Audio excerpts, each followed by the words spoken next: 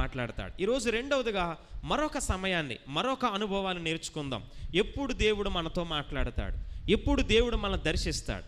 మనల్ని దర్శించే అతి ప్రాముఖ్యమైన సమయాల్లో మరొకటి ఏంటనంటే కనుక చూడండి, ఇర్మియా గ్రంథము 33వ అధ్యాయం 3వ వచనాన్ని చదవండి.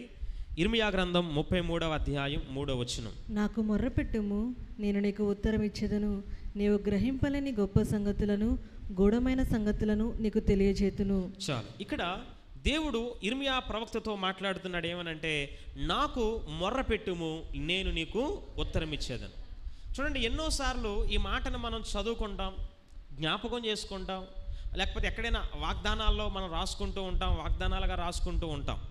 కానీ మనం గ్రహించలేనిది ఏంటంటే, మనము మొరపెట్టే సమయమే దేవుడు మనతో మాట్లాడే సమయం అనే విషయాన్ని మాత్రం మనం గ్రహించలేం.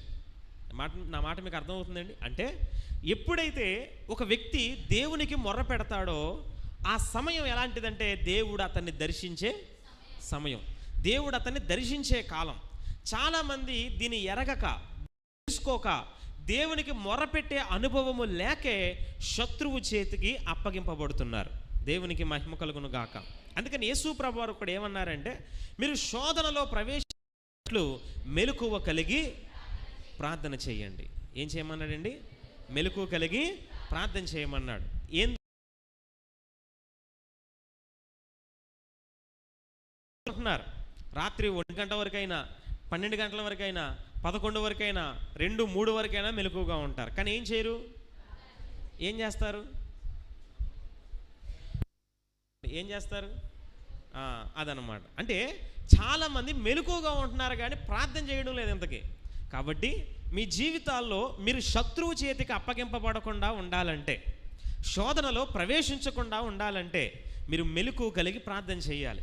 ఎవరిలో అయితే దేవునికి మొరపెట్టే అనుభవం ఉండదో, ఎవరిలో అయితే దేవునికి ప్రార్థన చేసే అనుభవం ఉండదో, వారు మిస్ అయ్యేది ఏంటంటే, దేవుడు వారిని దర్శించే సమయాన్ని, కాలాన్ని మిస్ అయిపోతున్నారు. దానివల్ల భవిష్యత్తులో శత్రువుకి వారు అప్పగింపబడతారు, శత్రువు చేతికి వారు అప్పగింపబడతారు. మీకు అర్థమవుతుందండి? ప్రార్థన అందుకే చాలా శ్రేష్టమైంది. ఎంత స్పష్టంగా ప్రభు సెలవిస్తున్నాడంటే, నాకు మొరపెట్టు, నేను నీకు ఉత్తరం ఇస్తాను. అంటే నేను నీతో మాట్లాడాలంటే, నేను నిన్ను దర్శించాలంటే, లేకపోతే నా స్వరము నువ్వు వినాలంటే, నీవు నాకు అది చెయ్యక ఏం చేస్తున్నా?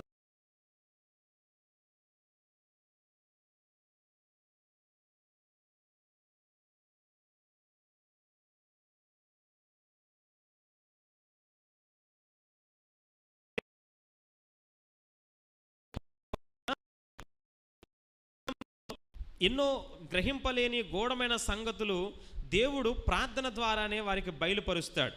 ఆ సంగతి చాలామంది గ్రహించకే ప్రార్థనా జీవితాన్ని నిర్లక్ష్యము చేస్తున్నారు. దేవునికి మహిమ కలుగును గాక. అందుకనే కీర్తనకారుడు కూడా 5వ కీర్తనలో 3వ వచనంలో అంటాడు ఏమనంటే, ఉదయమున నా ప్రార్థన సన్నిధిని సిద్ధము చేసి కాచియుందును అంటాడు ఆయన. ఏమన్నాడండి? ఉదయమున నా ప్రార్థన నీ సన్నిధిని సిద్ధము చేసి కాచియుందును. అంటే వెయిట్ చేస్తాను. దేనికోసం? ప్రార్థన కోసమా? కాదు, నేను ప్రార్థన చేశాను కదా, నువ్వు నాతో మాట్లాడతావని. ఎంత బాగా చెప్తున్నా చూడండి ఆయన. నా ప్రార్థనని సిద్ధము చేసి నేను కాచి ఉంటాను, వెయిట్ చేస్తాను, నువ్వు నాతో మాట్లాడతావని. అంటే మనం ప్రార్థించే ఏ సమయమైనా సరే, అది ఉదయం కావచ్చు, మధ్యాహ్నం కావచ్చు, మధ్యరాత్రి కావచ్చు, సాయంకాలం కావచ్చు, ఎప్పుడైనా సరే మీరు ప్రార్థన చేస్తున్నారంటే మీరు గ్రహించాల్సింది ఏంటంటే, ఆ సమయం ఆత్మదేవుడు మీలో పనిచేసే సమయం. అది దేవుడు ఎన్నుకున్న ద్వారం. అది ఆయన అప్పుడే నీతో మాట్లాడతాడు.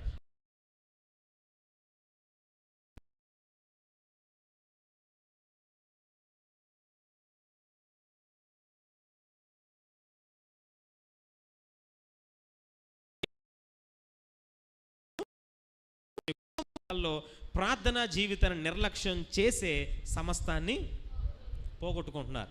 ప్రార్థన చేయకుండా ఉన్నప్పుడు స్టార్టింగ్లో కొన్ని రోజులు బాగానే ఉంటుంది, అన్నీ సక్రమంగా నడుస్తూ ఉంటాయి, ఎక్కడ ఏది ఇబ్బందిగా మనకేమీ అనిపించదు. మనం ఏమైపోతామంటే, మన హృదయం ఓకే, ప్రార్థన చేయకపోయినా పర్వాలేదు అనే దానికి మనం పూర్తిగా అలవాటు పడిపోతాం. ఎంతగానంటే గనక మరలా మరి ఎప్పుడు కూడా ప్రార్థన మీద కూడా మనం తర్వాత కోల్పోతూ ఉంటాం. కానీ ఆ భయంకరమైన దుస్థితి మీకు రాకముందే ప్రార్థించే ఆ అనుభవాన్ని మీరు పోగొట్టుకోకండి. దాన్ని ఎప్పుడు ఆసక్తిగా ముందుకు తీసుకెళ్ళండి. ఎందుకనంటే ఆయన అంటున్నాడు, నాకు మొరపెట్టు నేను నీకు ఉత్తరం ఇస్తాను. దేవుడు దర్శించే సమయం అదే. ఒకటి, అరణ్యపు అనుభవం ఉన్నప్పుడు ఆయన మాట్లాడతాడు. రెండవదిగా మనం ఆయనకి మొర పెడుతున్నప్పుడు. ఎప్పుడు మాట్లాడతాడండి? మనం ఆయనకు మొరపెట్టినప్పుడు. చూడండి, చాలాసార్లు దేవుడు నాతో మాట్లాడడం లేదు, దేవుడు నాకు ఏమీ చెప్పడం లేదు, దేవుడు ఏమీ తెలియజేయడం లేదు, ఒక కల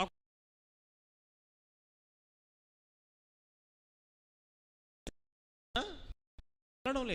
అందుకని దేవుడు ఇవ్వాల్సిన ఉత్తరం కూడా ఆయన ఇవ్వడం లేదు. కాబట్టి మనము ఎప్పుడైతే మొర పెడతామో అప్పుడే ఆయన దగ్గర నుండి ఉత్తరాన్ని మనము పొందుకుంటాం. అలాగే మనము కీర్తనల గ్రంథం 145వ కీర్తన 18వ కూడా చదువుకుంటాం.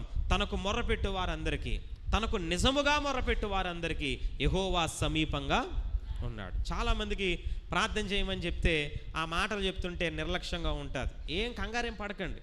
రాబోయే రోజుల్లో ప్రార్థన ఎంత విలువైందో దేవుడు మీకు తెలియజేస్తాడు ఖచ్చితంగా. కదండి, తెలియజేస్తాడా తెలియజేయడా?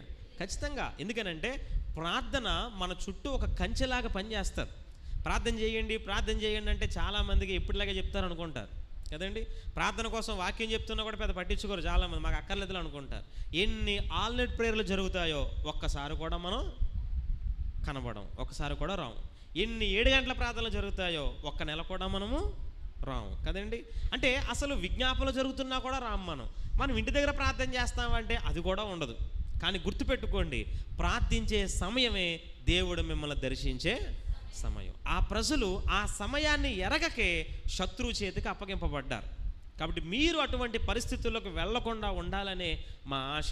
కాబట్టి మేము చెప్పేది ఏంటంటే, ఇప్పటి నుండైనా, ఈ రోజు నుండైనా ప్రార్థనకి ఇవ్వాల్సిన సమయాన్ని మీరు ప్రార్థనకి ఇవ్వండి. మీరు ఎంత బిజీగా ఉన్నా సరే ప్రార్థించే సమయాన్ని మాత్రం మీరు కోల్పోకండి.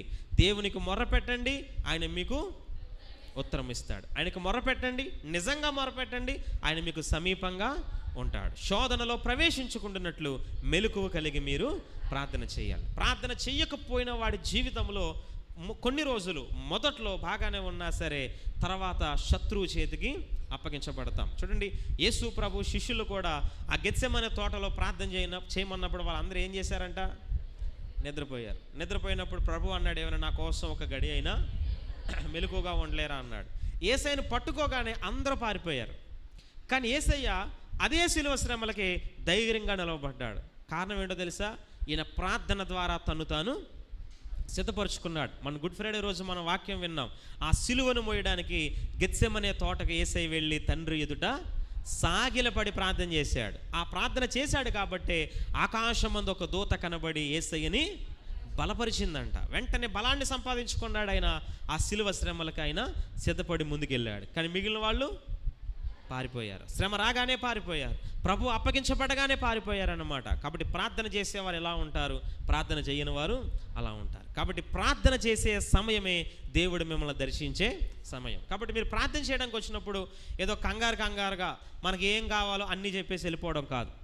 గబగబా చూడండి, చాలాసార్లు తినడానికి ముందు ఎంత కంగారుగా చేసుకుంటామో, నిద్రపోయే ముందు ఎంత కంగారుగా చేసుకుంటామో ప్రార్థన ఎప్పుడు అంతే కంగారుగా చేసుకుంటారు. అలా చేయకండి. మీరు ఒక సమయాన్ని ప్రార్థనగా నియమించుకున్నారంటే ఆ సమయంలో దేవునికి దగ్గరగా వెళ్ళి ఆయనను హృదయపూర్వకంగా వెతికి మీరు ప్రార్థనలో ఉంటే గనక ఆయన స్వరాన్ని మీరు ఖచ్చితంగా వింటారు. అంతే తప్ప గబగబా రావడం, మనకి ఏం కావాలో లిస్ట్ చదివేయడం, వెళ్ళిపోవడం, ఇది ప్రార్థన కాదు. అది ప్రార్థన కాదు. అలాంటి అనుభవాన్ని పక్కన పెట్టండి.